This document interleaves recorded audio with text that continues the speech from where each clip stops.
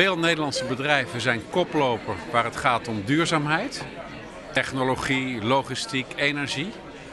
En Aruba is wat ons betreft een prachtige showcase qua politiek, maar ook qua geografische ligging en mogelijkheden om echt een showcase voor duurzaamheid te worden.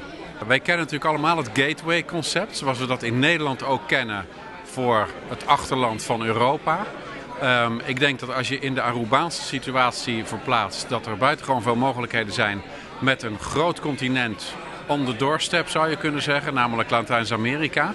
En als je van Aruba een showcase kunt maken, ook voor wat betreft groene groei, dan is dat denk ik een buitengewoon goede gelegenheid voor ondernemers, zowel op Aruba als ondernemers vanuit Nederland. Dus binnen het Koninkrijk.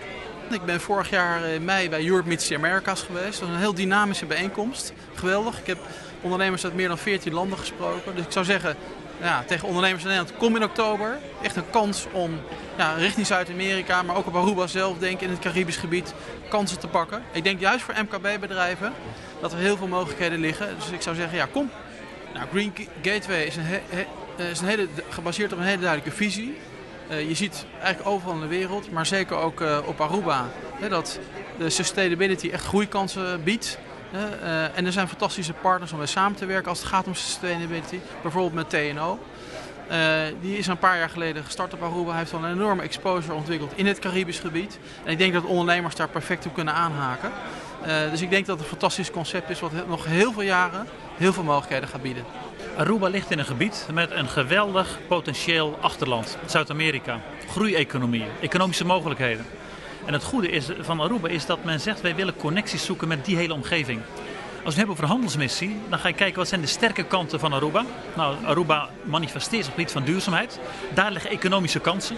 En als je nu dat profiel van Aruba verbindt met Zuid-Amerika, dan merkt u dat er enorme mogelijkheden in zitten. Nou, de handelsmissie maakt het mogelijk om de contacten daar te leggen, om meer te doen en gebruik te maken van de potenties. Ik ben zelf erg gelukkig met het concept van een Green Gateway. Waarom? Omdat Aruba aanvoelt dat we leven in een tijd dat het thema sustainability ontzettend hoog op de agenda staat. We zijn allemaal bezig met climate change. We zien wat er gebeurt. Bedrijven zijn bezig om hun strategie te verleggen. Iedereen is bezig om duurzaamheid te verankeren in de bedrijfsstrategie. Aruba heeft de tijd goed aangevoeld om te zeggen van wij willen een sustainable island zijn. Wij willen meedoen in die stroom van activiteiten om duurzaamheid op hoger plan te brengen.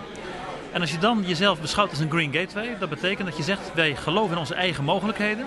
Wij gaan de kennis die bestaat, die gaan we ook proberen te bundelen. En wij gaan zaken economisch vermarkten. Dat is wat feitelijk Aruba aan het doen is. Weten waarin je sterk bent. Het kiezen voor een concept van een Sustainable Island. Verbindingen zoeken met andere delen in Amerika. En daardoor ze werken aan een nieuw type economie. Daarom ben ik zo'n groot voorstander van dit geweldige concept.